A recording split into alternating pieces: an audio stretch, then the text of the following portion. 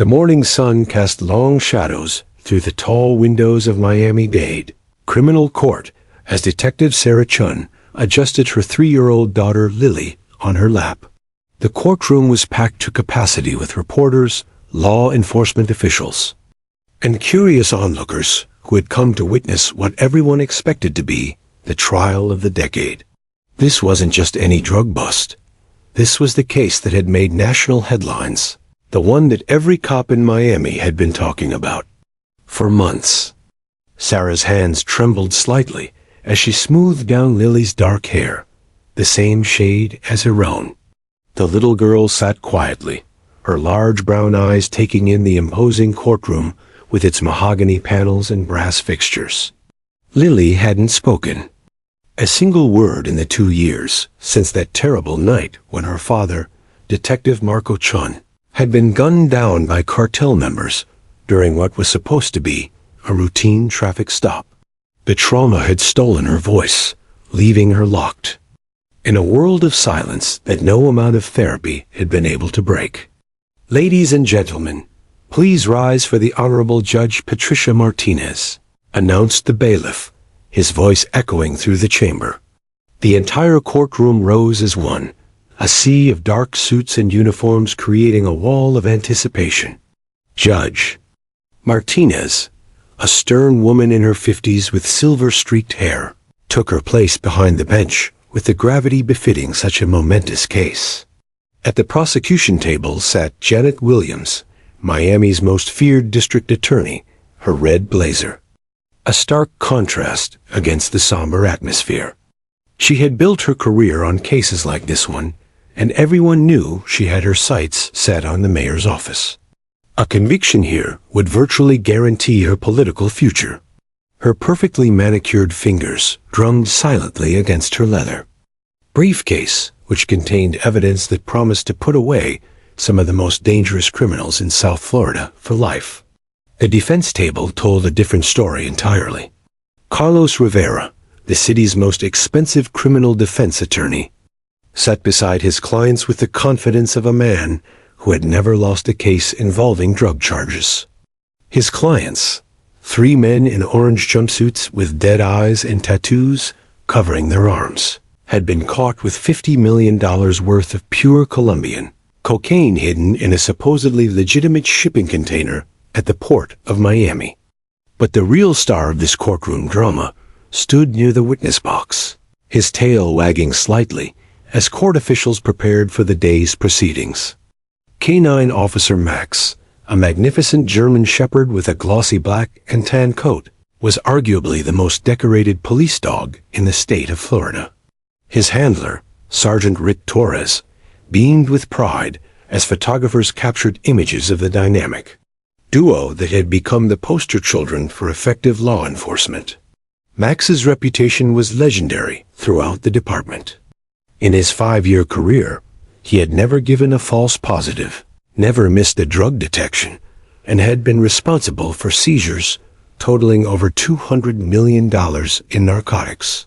The Miami Police Department's website featured him prominently, along with stories of his heroic exploits that read like something out an action movie. Children at school visits would line up to pet the hero dog who kept their streets safe. Sarah shifted uncomfortably in her seat as she watched Torres adjust Max's collar, the same way Marco used to adjust his equipment before heading out on patrol. The similarity was painful, a reminder of everything she had lost. She had requested to attend today's trial, not just as a member of law enforcement, but as a widow seeking closure. Marco had died investigating cases just like this one, and seeing justice served felt like honoring his memory. The courtroom buzzed with nervous energy as prosecutors and defense attorneys made their final preparations. This case had everything the media loved: international drug cartels, massive amounts of money, corrupt officials, and the promise of justice being served. Camera crews lined the hallway outside, and Sarah knew that whatever happened in this room today would be front page news across the country by evening. Lily suddenly tugged at Sarah's sleeve, her small hand pointing toward the large American flag that hung behind Judge Martinez's bench. It was one of the few times in months that she had shown interest in her surroundings, and Sarah felt a flutter of hope. Maybe being in this important place, surrounded by the symbols of justice that her father had died protecting, would somehow help her daughter begin to heal. Torres caught Sarah's eye and nodded respectfully.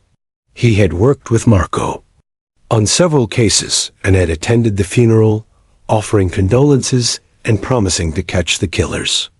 His presence here today felt like a connection to her late husband, a reminder that good cops were still fighting the good fight. Torres had even mentioned that Max seemed to remember Marco, though Sarah wasn't sure if that was just the sergeant. Being kind to a grieving widow. The bailiff's voice cut through the murmur of conversation. The case of the people versus Rodriguez, Martinez, and Santos will now commence. This is case number 2024 CR 8847, regarding charges of drug trafficking, money laundering, and conspiracy to distribute controlled substances. Judge Martinez's gavel struck once, sharp and final, as she called the court to order. The packed gallery fell silent, every eye focused on the proceedings that would determine whether three alleged drug kingpins would spend the rest of their lives in prison or walk free on technicalities. Sarah held Lily closer, feeling the weight of history in the making. Neither mother nor daughter had any idea that within minutes, their lives would be forever changed by two simple words that would shatter not just the silence of one traumatized child, but the very foundations of justice. In Miami, the tension in the courtroom was palpable as prosecutor Janet Williams rose from her chair, her red heels clicking against the marble floor with practiced precision. Every eye in the packed gallery followed her movements as she approached the jury box, her opening statement about to begin what many considered the most important drug trafficking case in Miami's history. "Ladies and gentlemen of the jury," Williams began, her voice carrying the authority of someone who had sent dozens of criminals to prison. "What you will witness today is the triumph of justice over greed, of law enforcement excellence over criminal enterprise. The evidence you will see is so overwhelming, so indisputable, that you will have no choice but to convict these three men of trafficking $50 million worth of pure cocaine into our community." Sarah Chun felt Lily shift restlessly on her lap, the little girl's attention drawn to something across the courtroom. Sarah followed her daughter's gaze and saw Sergeant Torres preparing to bring Max forward for the jury's inspection. The German shepherd sat perfectly still, his ears alert, every inch the professional police dog that had become a symbol of hope for the entire Miami-Dade Police Department. Williams continued her opening statement with theatrical flair. "The state will prove that on the night of March 15th, these defendants attempted to smuggle the largest shipment of Colombian cocaine ever intercepted at the port of Miami. They thought they were clever, hiding their deadly cargo inside legitimate shipping containers filled with coffee beans. But they didn't count on the incredible nose of K-9 Officer Max and the dedication of Sergeant Rick Torres." The courtroom murmured with appreciation as Torres gave Max a subtle hand signal. The dog immediately stood at attention, his tail wagging, slightly as if he understood he was being praised. Several jurors smiled at the display of partnership between Handler and K-9, exactly the reaction Williams had hoped for. "This heroic animal," Williams said, gesturing toward Max, "has never given a false positive in his entire 5-year career.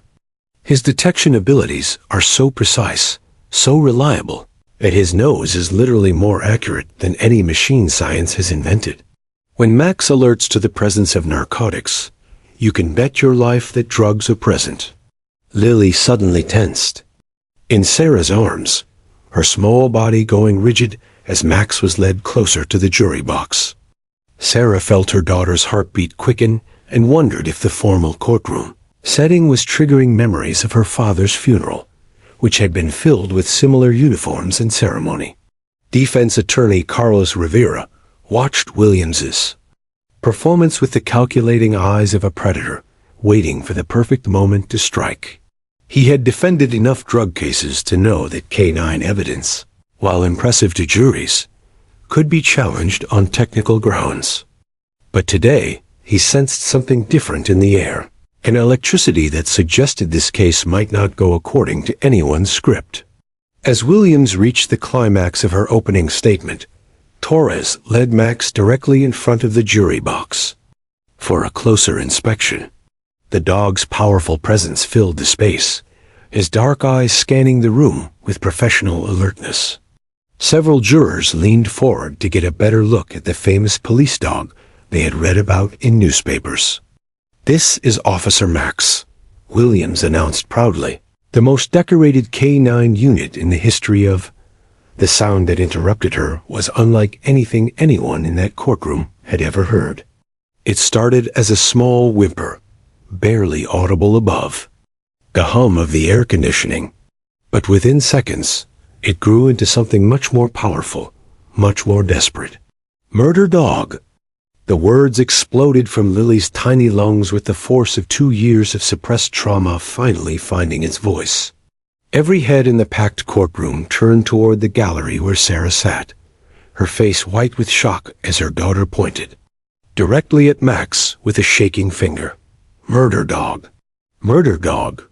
Lily screamed again, her voice echoing off the mahogany walls with heartbreaking intensity. Tears streamed down her face as she continued pointing at the German Shepherd, her entire body trembling with fear and recognition. The courtroom erupted into chaos.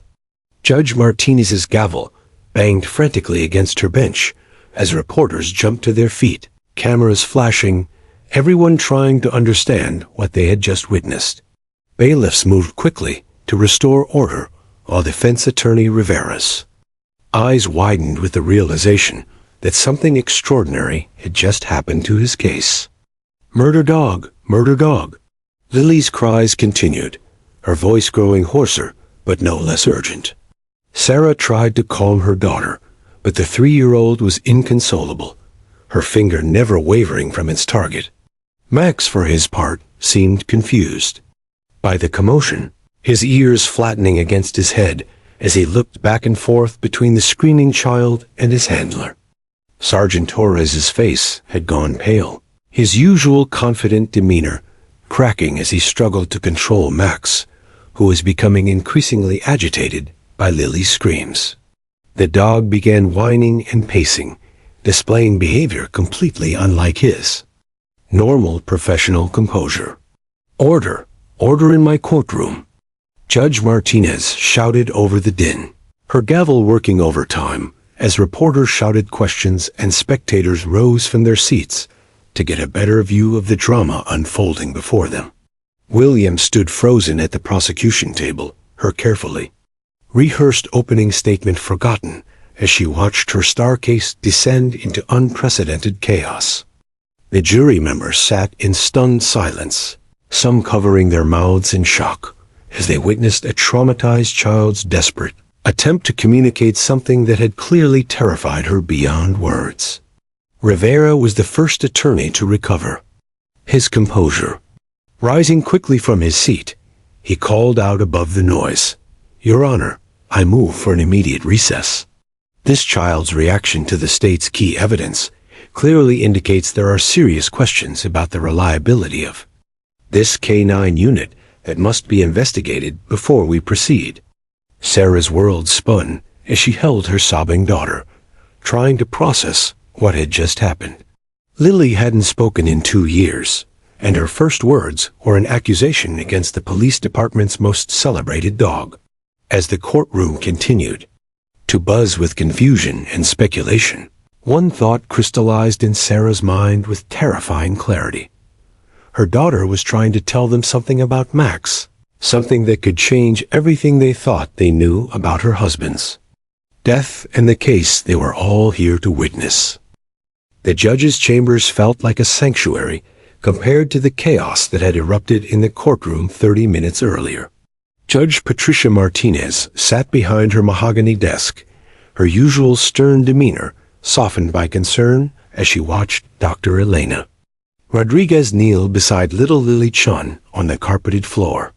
The child trauma specialist had been called in as an emergency consultant, her reputation for working with young witnesses preceding her arrival at the courthouse. Sarah Chun sat rigidly in a leather chair nearby, her detective instincts warring with her maternal protectiveness. She had seen enough crime scenes to know that children often witness things adults missed, but she had never imagined her own daughter might hold the key to understanding something so significant. The way Lily had screamed, "Murder dog," with such terror and conviction had shaken Sarah to her core. "It's okay, sweetheart," Dr. Rodriguez said softly, her voice carrying the gentle authority that came from years of helping traumatized children find their voices.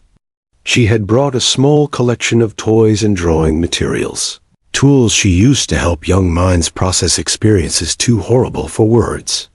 "Can you tell me about the doggy that scared you?" Lily clutched her favorite stuffed elephant, her dark eyes darting nervously toward the chamber door, as if expecting Max to burst through at any moment. Her tiny voice, still hoarse from screaming, whispered barely audible words. "Bad doggy hurt daddy." The statement hit Sarah like a physical blow. Marco had died in what the official report described as a cartel ambush during a traffic stop gone wrong. There had been no mention of any police dogs being present at the scene. Sarah's hands trembled as she remembered the closed casket funeral, the official explanation that her husband had died heroically in the line of duty while investigating drug trafficking. Dr. Rodriguez continued her gentle questioning, using techniques designed to help children safely access buried memories. "Can you show me with the toys what the doggy did, Lily? Sometimes it's easier to show than to tell." With shaking hands, Lily picked up a small police car from the doctor's collection and placed it on the carpet. Then she selected a figurine that looked like a police officer and positioned it beside the car. Finally, she chose a small plastic dog, her face contorting with fear as she held it. "Daddy was helping," Lily whispered, moving the police officer figurine. "Daddy found bad things in the car, but the doggy ...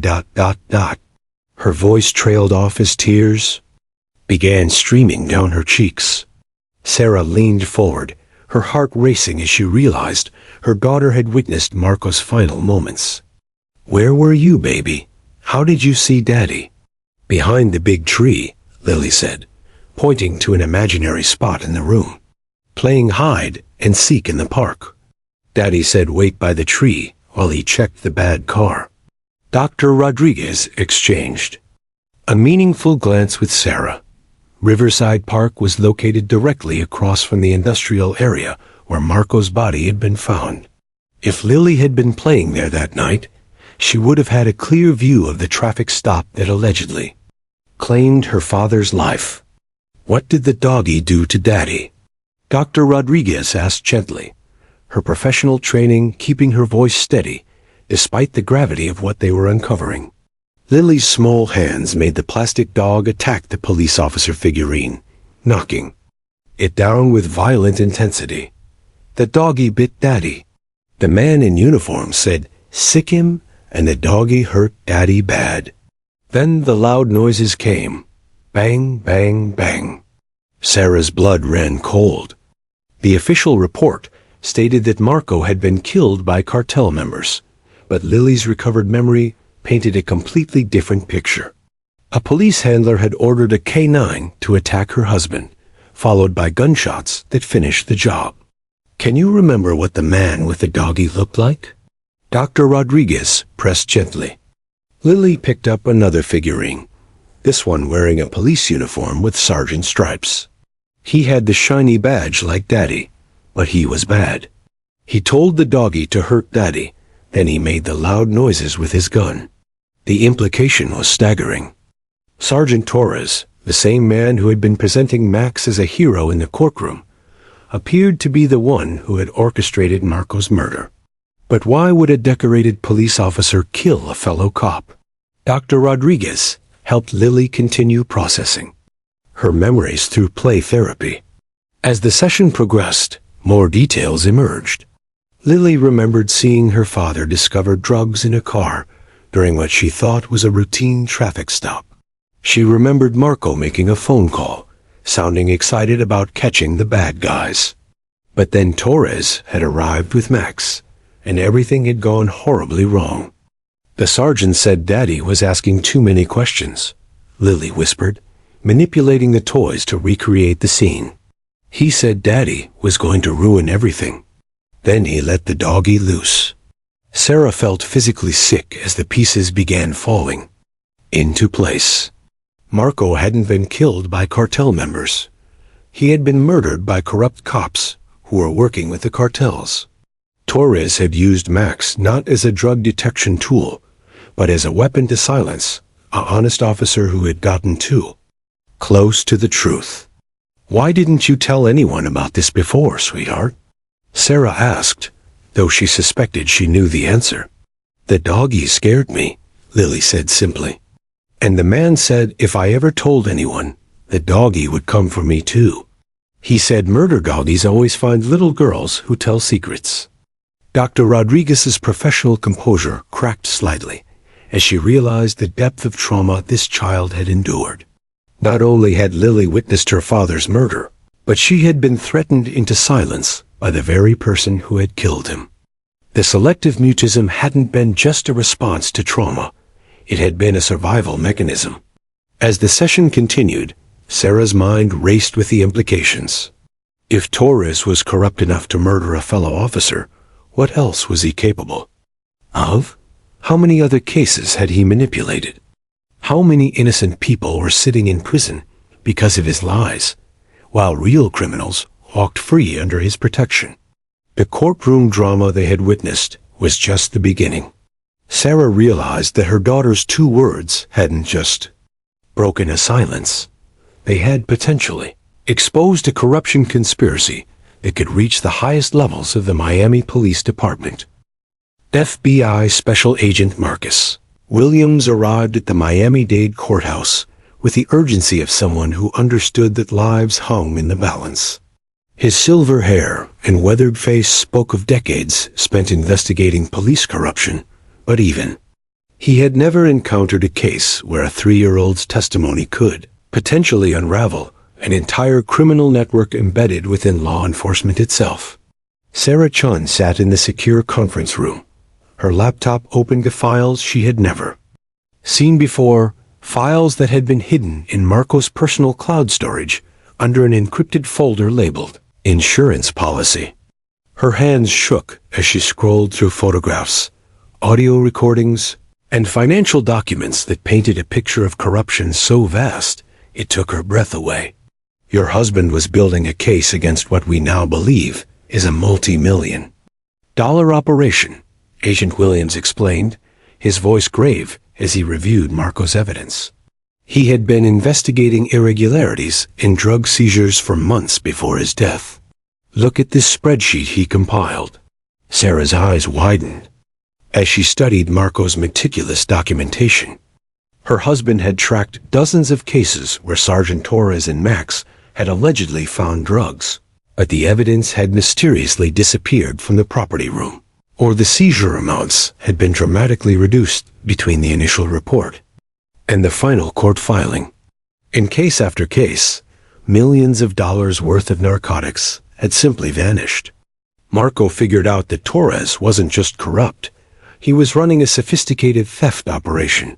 Agent Williams continued, "Torres would seize drugs during legitimate busts, but instead of booking all of it as evidence, he would steal portions to sell back to other dealers. Max was trained not just to detect drugs, but to help Torres identify which vehicles contained the highest value narcotics." The conference room door opened, and Detective Lieutenant Rosa Martinez entered with a grim expression. She had been Marco's supervisor, and one of the few people in the department that Sarah still trusted completely. Her presence meant that the investigation had reached the highest levels of command. "Sarah, we've been reviewing Torres's cases going back 5 years," Martinez said, dropping a thick folder on the table. What we found is staggering. At least 47 cases where evidence discrepancies occurred, totaling an estimated $200 million in stolen narcotics. But it gets worse. We think Torres has been eliminating anyone who got too close to the truth. Agent Williams opened another file, this one containing photographs and police reports. 3 officers in the past 2 years have died in what were classified as line-of-duty incidents. Detective Amanda Foster was killed in a supposed gang shootout while investigating missing evidence. Officer James Burke died in a car accident after questioning Torres about a seizure that didn't match his report. And then there was her husband. Sarah felt the room spinning as the magnitude of Torres's crimes became clear. He wasn't just stealing drugs. He was a serial killer with a badge, using his position and his K-9 partner to murder anyone who threatened his operation. The decorated sergeant who had been presented to the public as a hero was actually one of the most dangerous criminals in Miami. There's something else, Martinez said, her voice dropping to barely above a whisper. We found communications between Torres and several high-ranking city officials.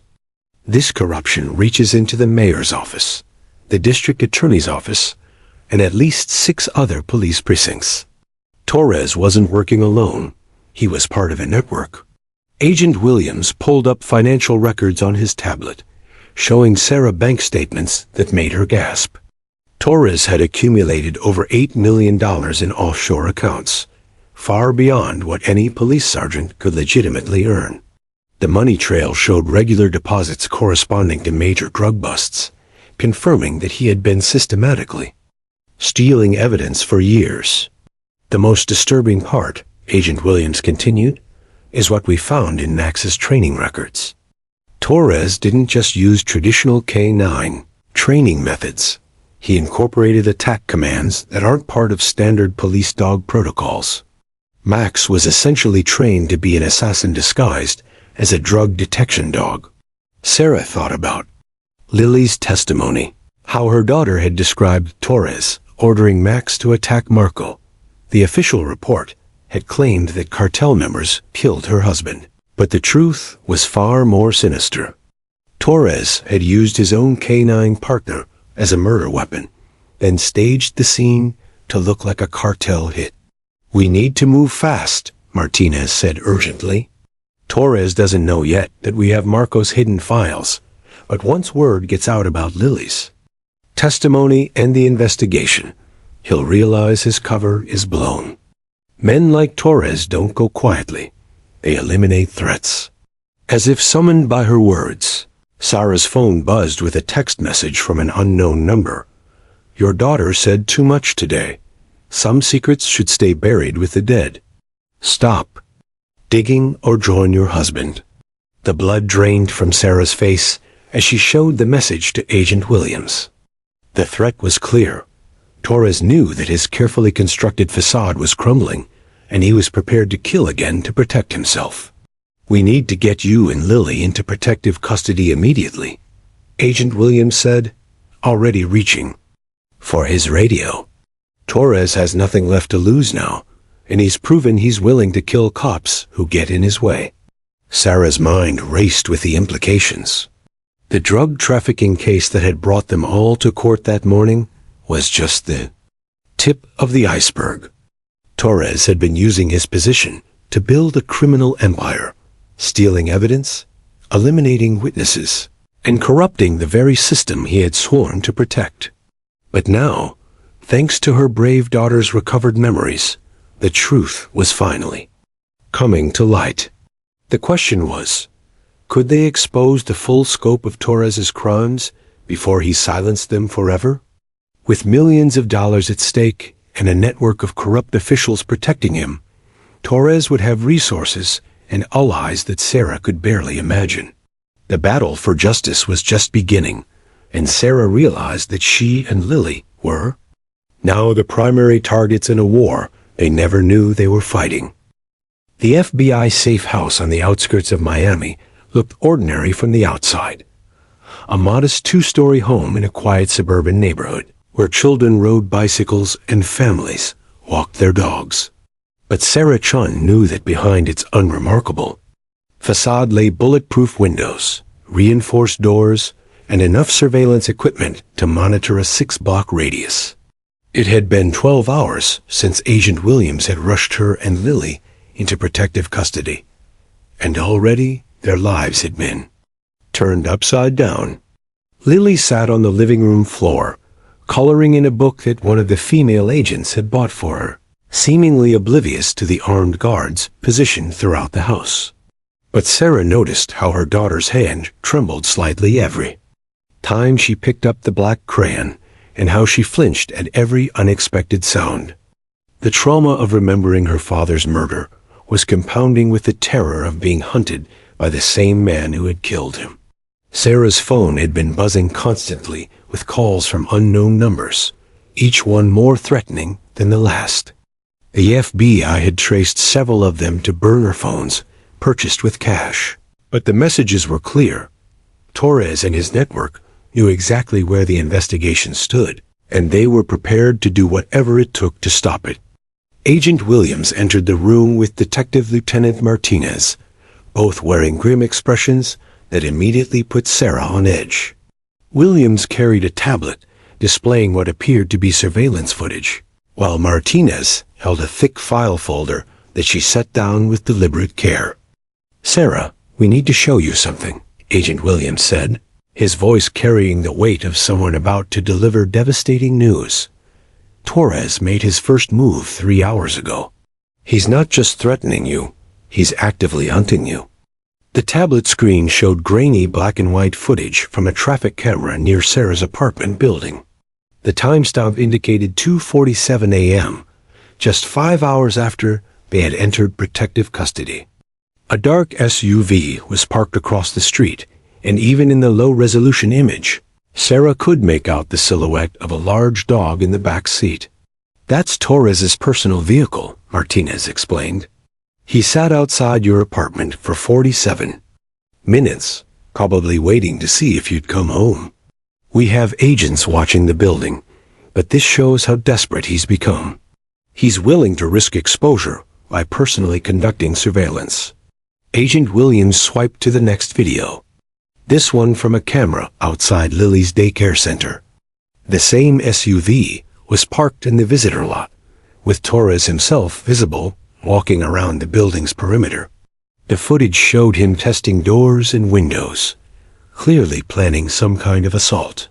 "He's not just threatening you," Agent Williams sighed grimly. "He's conducting reconnaissance for a coordinated attack. This isn't the behavior of someone planning to disappear. This is someone preparing for war." Sarah felt her blood run cold as she watched Torres methodically survey her daughter's school. The man who had murdered her husband was now planning to kill a 3-year-old child to protect his criminal empire. The scope of his desperation was becoming terrifyingly clear. Martinez opened her file folder, revealing photographs and documents that made Sarah's heart race. "It gets worse. We've identified at least 7 other police officers who are part of Torres's network. Detective Frank Morrison from Narcotics, Sergeant Lisa Park from the K-9 unit, Lieutenant David Chun from Internal Affairs. They've all been receiving payments from Torres's operation." The implications hit Sarah like a physical blow. Internal Affairs was supposed to investigate police corruption, but Torres had an ally inside who could sabotage any investigation. The K-9 unit had other dogs that might be trained the same way Max was. Even the narcotics division, which should have been tracking the missing drugs, was compromised. "There's more," Agent Williams said, pulling up financial records on his tablet. "We found evidence that Torres has been paying off judges, court clerks, and evidence technicians. The corruption network includes at least 30 people across multiple agencies. He's built an empire that reaches into every aspect of the criminal justice system." As if to emphasize the point, Sarah's phone rang again. This time, she recognized the voice immediately. It was Detective Morrison, someone she had worked with for 3 years and considered a friend. "Sarah, you need to come," in Morrison's familiar voice said through the speaker. "There are some irregularities with your testimony today. We need to clarify a few things before the investigation goes any further." Agent Williams quickly muted the phone and shook his head vigorously. He pulled up Morrison's financial records, showing regular deposits from shell companies linked to Torres's money laundering operation. Morrison wasn't trying to help. He was trying to lure Sarah into a trap. "Don't trust anyone from Miami PD," Martinez warned. "Torres has all eyes everywhere, and they're all facing life in prison if this investigation succeeds. They'll do anything to protect themselves." The safe house suddenly felt less secure as Sarah realized the scope of the conspiracy against them. Torres wasn't just one corrupt cop. He was the head of a criminal organization that had infiltrated every level of law enforcement. They had judges who could dismiss cases, evidence technicians who could make crucial proof disappear, and internal affairs investigators who could sabotage their own department's investigations. Lily looked up from her coloring book, her young eyes showing wisdom far beyond her years. "Mommy, are the bad men coming for us?" Sarah knelt beside her daughter, trying to project strength she didn't feel. "The good people are protecting us, baby. The FBI agents are here to keep us safe." But even as she spoke the words, Sarah wondered if they were true. Torres had resources, allies, and decades of experience in eliminating threats to his operation. He had already proven he was willing to kill police officers who got too close to the truth. Now, with his entire empire at risk, he would be more dangerous than ever. Agent Williams's radio crackled with urgent communication from the perimeter guards. "We have movement on the south side. 3 vehicles, possibly conducting surveillance. Requesting backup units immediately." The war had begun, and Sarah realized that she and Lily were at the center of a battle that would determine whether justice would prevail or corruption would triumph once again. The attack came at 3:17 a.m., when the pre-dawn darkness provided perfect cover for what Sergeant Rick Torres had planned as the final solution to his problem. Sarah Chun jolted awake to the sound of Agent Williams's urgent voice cutting through the FBI safe house like a blade. "Contact. Multiple hostiles approaching from 3 directions. This is not a drill." Sarah's blood turned to ice as she heard the unmistakable sound of automatic weapons fire erupting outside. The reinforced windows of the safe house were designed to stop bullets, but the sustained assault suggested Torres had brought enough firepower to level the entire building. Red laser dots danced across the walls as tactical teams positioned themselves around the property, turning their sanctuary into a war zone. "Lily, wake up, baby," Sarah whispered urgently, scooping her daughter from the small bed where she had been sleeping peacefully just moments before. The 3-year-old's eyes opened wide with terror as the sound of gunfire intensified, her small hands instinctively covering her ears, as she had learned to do during thunderstorms. Agent Williams burst into their room wearing full tactical gear, his face grim with the knowledge that Torres had brought an army. "We're evacuating through the basement tunnel system. Torres has at least 12 men positioned around the house, including snipers on adjacent rooftops. He's not planning to take prisoners." As they rushed through the hallway, Sarah caught glimpses through the bulletproof windows of muzzle flashes.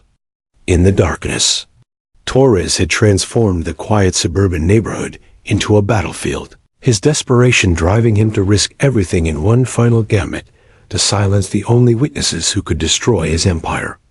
"How did he find us?" Sarah gasped as they descended into the basement, Lily clinging to her neck with the grip of someone who understood that death was stalking them. "Inside information," Williams replied grimly, speaking into his radio as they moved. "Someone in the Bureau is feeding him intelligence. Torres has been planning this assault since we moved you into protective custody. The basement tunnel led to an adjacent house 2 blocks away, but as they emerged into the garage, Williams's radio crackled with devastating news. All escape routes are compromised. Repeat, all routes are blocked. Torres has the entire area surrounded. Through the garage window, Sarah could see the silhouette of a large dog moving through the shadows. Max, Torres's weaponized partner, had been deployed to track their scent. The German shepherd that had murdered her husband was now hunting her daughter, trained to kill on command and programmed to show no mercy. Williams made a split-second decision that would determine whether they lived or died. We're going. Mogul. My vehicle is armored, and I've called for federal backup. We need to break through their perimeter before Torres can coordinate a full assault. As they prepared to run for Williams's SUV, Sarah's phone rang with a call from Torres himself. Against Williams's advice, she answered, putting the call on speaker so the FBI could record every word. Detective Chun. Torres's voice was calm, almost conversational, but Sarah could hear the underlying madness of a man who had nothing left to lose. You've caused me considerable inconvenience today. Your daughter's little outburst in court has cost me a very profitable business arrangement. You murdered my husband, you psychopath, Sarah replied, her voice steady despite the terror coursing through her veins. Marco was a good cop, and you killed him because he threatened your drug operation. Torres chuckled, a sound more terrifying than any scream. Marco was naive, just like you. He actually believed in truth and justice. But I've learned that in this world, the only truth that matters is the one with the most firepower behind it.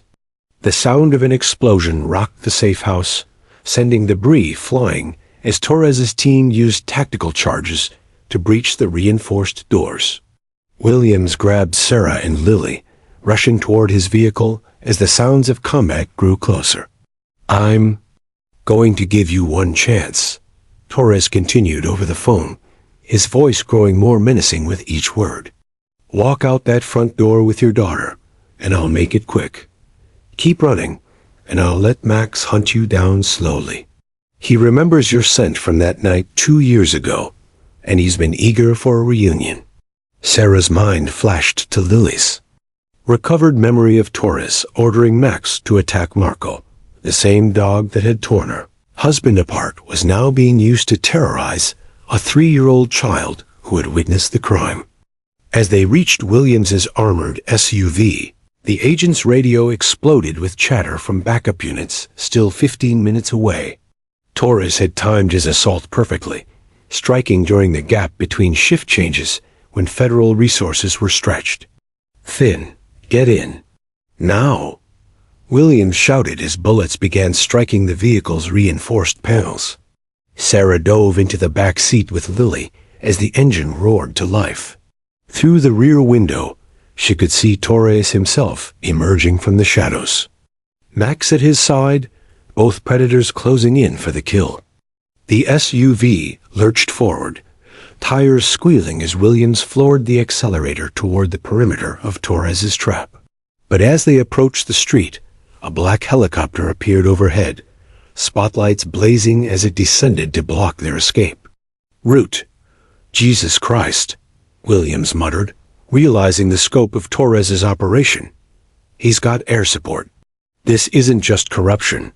This is a military-style operation. Sarah held Lily tight as the helicopter opened fire, its machine gun rounds striking the pavement inches from their vehicle. Torres had brought enough resources to wage war against the federal government itself, proving that his criminal empire was far more extensive than anyone had imagined. The chase was about to begin, with a corrupt police sergeant, his killer dog, and an army of criminal allies pursuing a mother, her traumatized daughter, and one FBI agent through the streets of Miami in a desperate race where only one side would survive. The armored SUV screamed through the empty streets of downtown Miami at 90 miles per hour, its bulletproof panels sparking as machine gun rounds from Torres's helicopter rained down from above. Agent Williams gripped the steering wheel with white knuckles, weaving between abandoned cars and construction barriers in a desperate attempt to reach the federal courthouse where backup teams were already assembled. Sarah held Lily pressed against her chest in the back seat, using her own body as a shield while her daughter whimpered with each impact of bullets against their vehicle. Through the rear window, she could see Torres's ground vehicles gaining on them. 3 black SUVs filled with corrupt cops and hired killers, all willing to murder a 3-year-old to protect their criminal empire.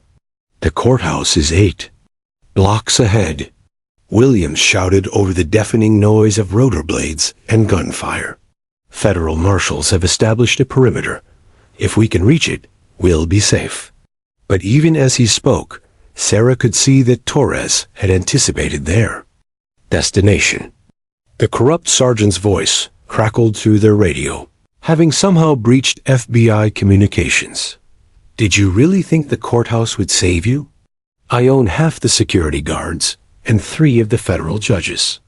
There's nowhere left to run, Detective Chun. As if to prove his point, the helicopter suddenly descended, landing directly in front of the courthouse, steps in a maneuver that should have been impossible in the restricted airspace.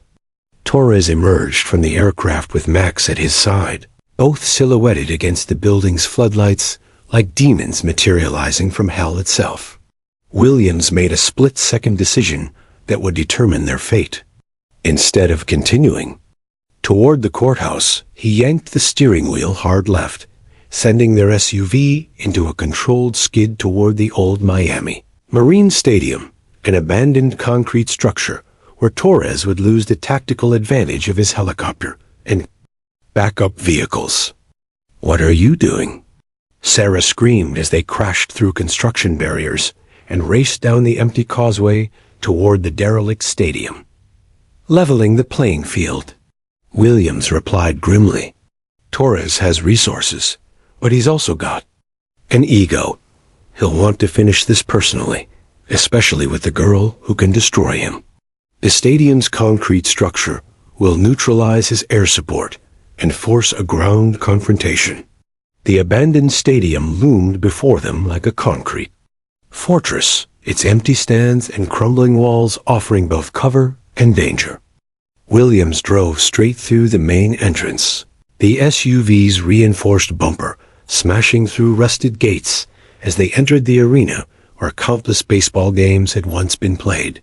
Behind them, Torres's convoy followed with predatory determination. The helicopter circled overhead, but couldn't effectively target them within the stadium's concrete bowl. For the first time since the assault began, they had a fighting chance.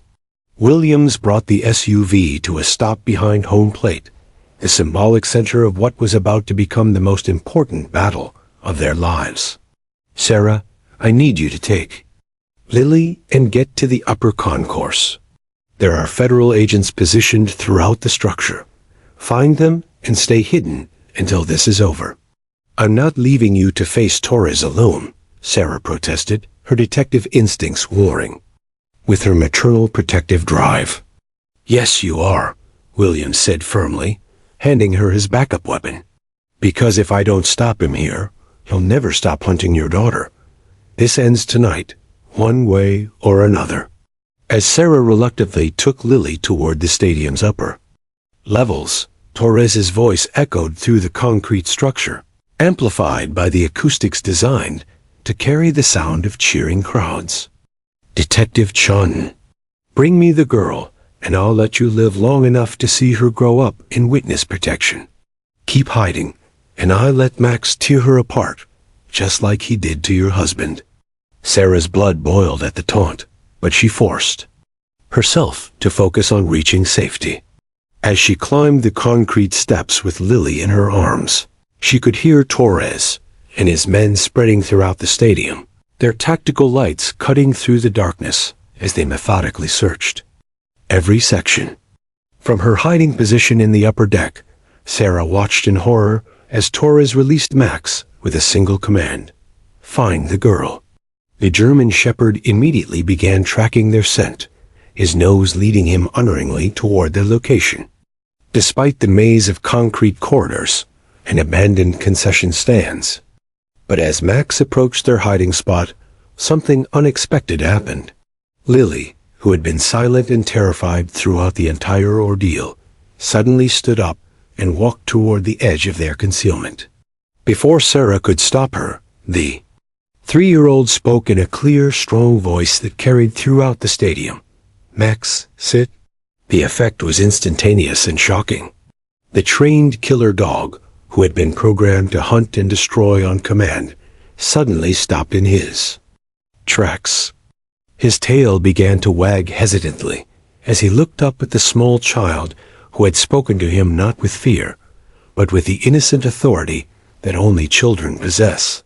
"Good boy, Max," Lily continued, her voice growing stronger with each word. "You don't have to hurt people anymore. You can be a good dog now." Torres appeared at the end of the concourse, his face twisted with rage as he realized his ultimate weapon was refusing to obey. "Kill her?" he screamed at Max. "Attack! That's an order!" But Max simply sat down and looked between Lily and Torres, his canine intelligence recognizing something that his corrupt handler had tried to destroy. The difference between right and wrong, between protecting innocence and destroying it. In that moment of hesitation, Agent Williams emerged from the shadows with federal backup, their weapons trained on Torres from multiple angles. The corrupt sergeant was finally surrounded, his empire crumbling around him as his own weapon chose. To protect the child instead of harming her. The final confrontation was about to begin.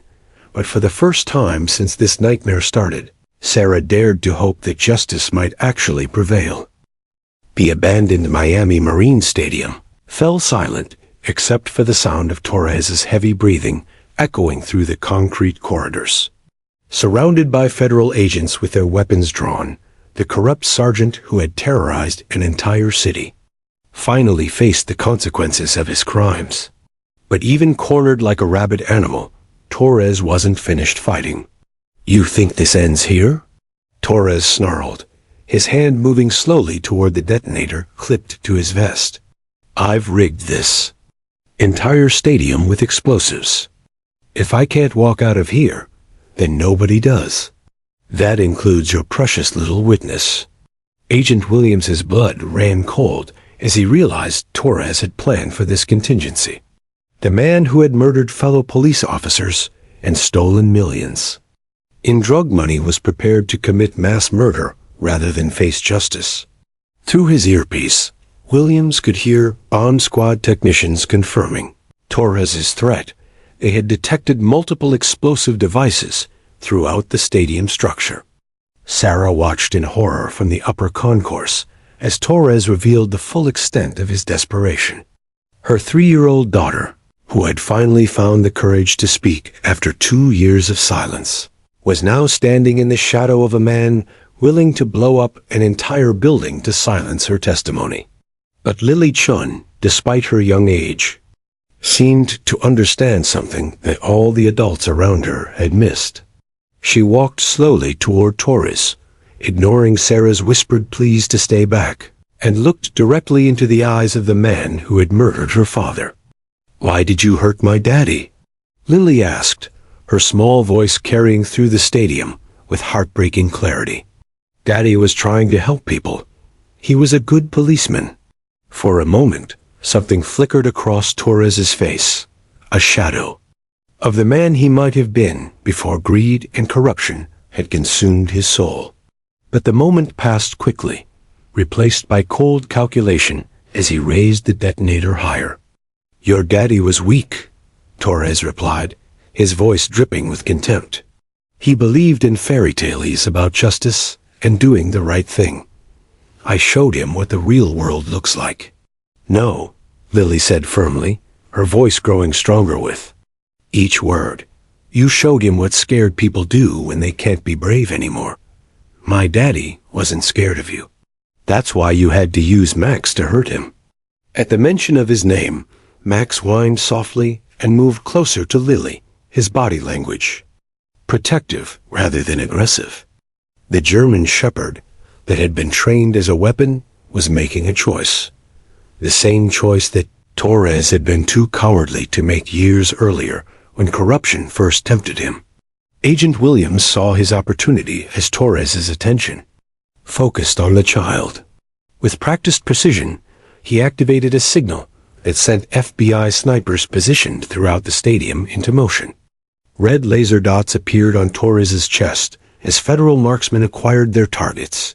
But Williams held his fire, knowing that Torres's death grip on the detonator could still kill everyone in the building. "Sergeant Torres," came a voice from the stadium's public address system. FBI Director Helen Morrison had arrived with a full tactical team, and her words carried the authority of the federal government itself. "You are completely surrounded.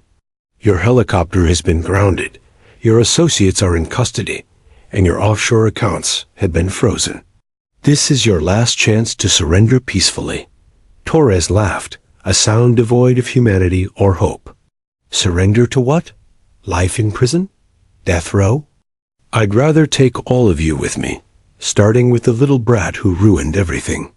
But as he spoke, Torres made a fatal error. He took his eyes off Max for just a moment, looking toward the upper concourse where Sarah was hidden. The German shepherd, responding to instincts that years of corrupt training couldn't completely suppress, launched himself at his former handler with the speed and power that had made him legendary. The impact sent Torres sprawling backward, the detonator flying from his hand and skittering across the concrete floor.